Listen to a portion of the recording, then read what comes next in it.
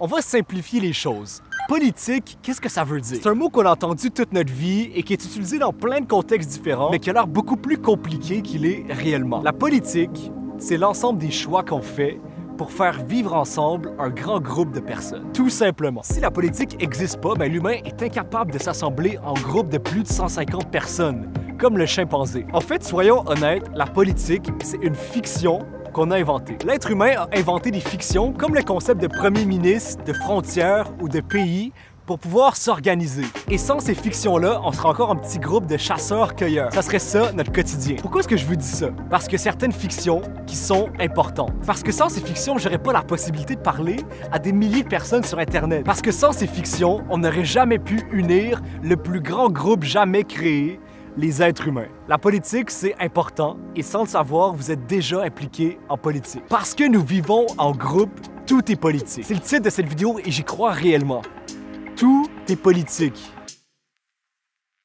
Parce que toutes nos convictions sont politiques. Parce que toutes nos idées sont politiques. Parce que tous nos besoins sont politiques. Parce que toutes nos valeurs sont politiques. Toutes nos idées peuvent et doivent être représentées dans nos gouvernements.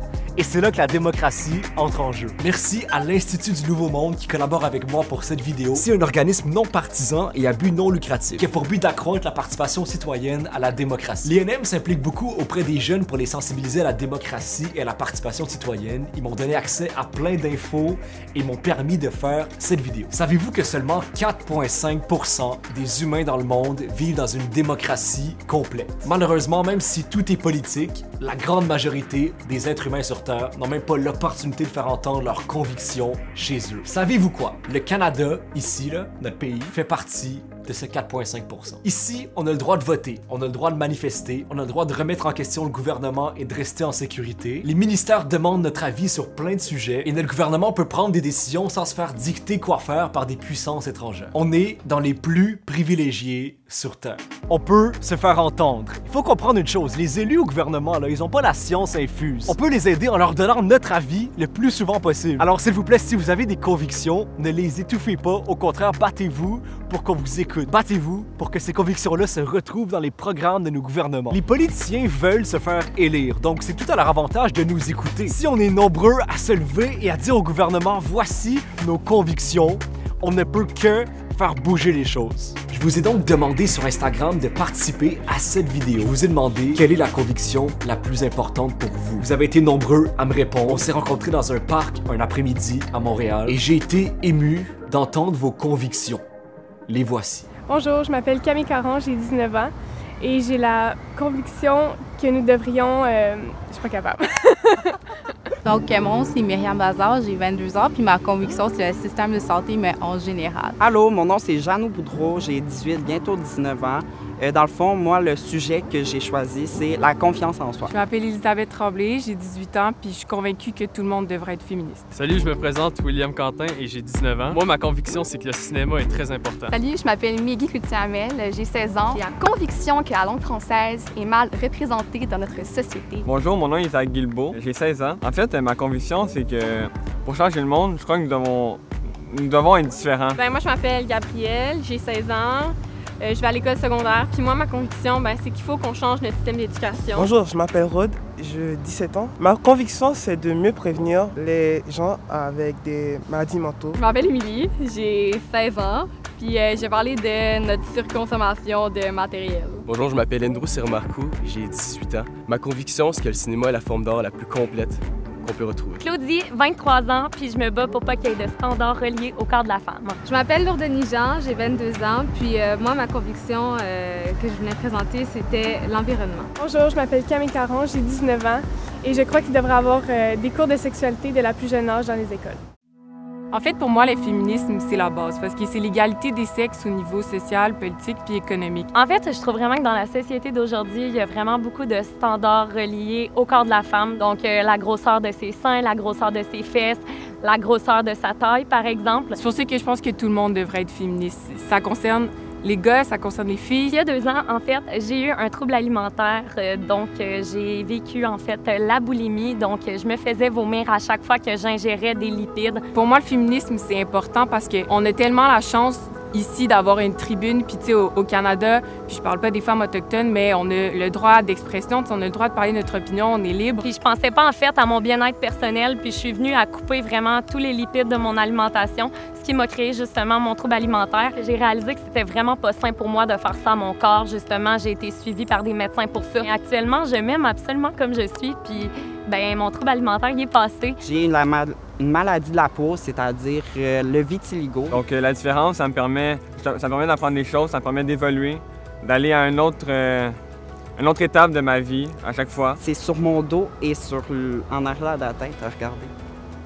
Des taches blanches. Puis ça, c'était vraiment gênant jusqu'à temps que j'aie ma première relation sexuelle. Puis je me suis dit, bah, il s'en fout de mon vitiligo, fait que pourquoi je continue à m'entêter avec ça? Justement, dans les écoles, on isole toujours les gens différents. On les met à part du groupe. Ma conviction, c'est qu'on devrait peut-être juste les accepter. OK, dans le fond, moi, mon inspiration pour arrêter de m'entêter avec tout ça, c'est Winnie Harlow. C'est l'une de mes inspirations parce que je dis que sa maladie est 3 fois pire, mais je la trouve tellement magnifique. Fait que j'ai fait « Wow, elle est magnifique, pourquoi je me trouve pas beau? » Si on veut se garantir un meilleur futur, il faut qu'on apprenne à avoir des pensées plus innovatives puis créatives. Puis pour qu'on en arrive là, il faut qu'on change notre système d'éducation. Je me suis rendu compte en ayant un cours de la psychologie de la sexualité au cégep que je savais rien dans le fond. Il faut qu'on le rende plus adapté à notre réalité. Il faut qu'on le rende plus inclusif à tous les types de personnalités qu'on peut retrouver dans une seule classe. Puis surtout, il faut mettre de l'avant l'humanisme. Bien, on a des cours de sexualité déjà, mais ils sont vraiment tard. Puis ils sont pas vraiment approfondis. C'est genre les filles ont un vagin, les hommes ont un pénis. Ça devrait tellement pas être aussi tabou. C'est quelque chose d'aussi normal que de manger. Tout le monde vit une sexualité. Ma conviction à propos du cinéma, c'est quelque chose de très important qu'il faut continuer à propulser. Propulser en fait les idées des réalisateurs, des créateurs. Tout ce que je peux imaginer dans l'art va être relié au cinéma. Et c'est très important en fait de développer ça au Québec parce que le Québec, c'est aussi une place de cinéma très importante. Mais tu sais, ça fait pas juste rassembler toutes les formes d'art, ça rassemble aussi les personnes pour le faire, mais aussi pour le regarder. Depuis les dernières années, le taux de suicide au Québec fait que augmenter. Et pour les nations autochtones, c'est encore pire. Dans un an, en fait, je vais rentrer sur le marché du travail en tant qu'infirmière. Puis donc, je commence déjà à travailler sur le plancher et je vois déjà vraiment, je ressens déjà la fatigue. En tant que société, la meilleure façon d'agir, c'est de détecter les signes mentaux, mettre des ressources, mettre plus de gens dans les écoles, dans les hôpitaux. Le gouvernement devrait mettre en place des mesures pour permettre au personnel de vraiment se reposer pour qu'ils puissent vraiment prendre soin des patients parce que ça peut avoir des conséquences vraiment sur la médication. Bien, moi, je trouve qu'aujourd'hui, les gens, on consomme vraiment beaucoup. On achète des choses qu'on n'aurait pas vraiment besoin. J'ai fait un projet qui s'appelle « L'environnement, c'est intersectionnel ». Bien, achète ce que tu as besoin, là, tout simplement. Je trouvais que c'était important d'amener un angle plus nuancé pour essayer de comprendre comment est-ce que l'environnement, ça va avoir des impacts différents sur certaines communautés marginalisées. Je viens du Saguenay-Lac-Saint-Jean. Alors là-bas, disons que tout le monde parle français. Quand je suis arrivée ici à Montréal, j'ai pu comprendre que c'était une ville très multiculturelle. Et même si je vais à une école francophone, ben, dès qu'on sort des classes, ben, ça parle d'autres langues. C'est là que je me suis rendu compte qu'on la perd, cette belle langue française-là. Je pense qu'il faut faire honneur aux grands qui ont aidé à la langue française. Je pense à René Lévesque, Son remède dans le temps, à Honoré Mercier. Cet après-midi-là, j'ai écouté une douzaine de jeunes parler d'une conviction personnelle. Et bordel que c'est inspirant. C'est pas facile s'ouvrir devant une caméra et des gens qu'on connaît pas. Et ils l'ont tous fait avec brio. Je peux vous dire qu'à la fin de cette journée de tournage, on est tous ressortis de là peut-être un peu plus grands. Ok, un immense merci à tous les jeunes qui nous ont fait part de leurs convictions pour cette vidéo. Je vous parle quand même souvent de mes convictions personnelles sur ma chaîne YouTube. Je vous ai parlé de l'environnement, je vous ai parlé du système d'éducation, de la différence ou encore des initiatives des jeunes. Bref, je parle de différentes choses. Tout est politique. Tout ce en quoi je crois, c'est politique. Et tout ce en quoi vous croyez, c'est politique. Et si on encourage des politiciens qui ont les mêmes valeurs que nous, on aide à ce que les choses changent dans la bonne direction. Et tant mieux si on n'a pas tous les mêmes idées. Si c'est le principe de démocratie, tout le monde peut se faire entendre. Merci beaucoup à l'INM qui m'a aidé pour cette vidéo. Je vais mettre des liens en description si vous voulez vous informer sur la politique et sur l'action citoyenne. Merci beaucoup, on se retrouve dans une prochaine vidéo.